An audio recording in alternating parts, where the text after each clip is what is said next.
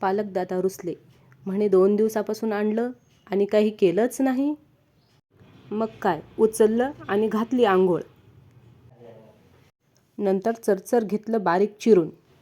वरतून टाकलं 2 वाट्या ज्वारीचं पीठ, 1 वाटी गव्हाचं पीठ, 1 वाटी बेसन पीठ आणि लसूण मिरची मीठ घातलेला ठेचा, तीळ, हळद, धने पावडर हे घालून चांगलं एकजीव करून घेतलं आणि मग घेतलं पाण्याने चांगलं मळून. आता म्हणलं थोडा करा आराम. नंतर पाण्याचा हात लावून एक गोळा घेतला करून, छान घेतला थापून.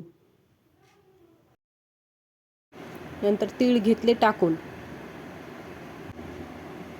होल घेतले पाडून, तव्यावर तेल टाकून खरपूस घेतलं भाजून.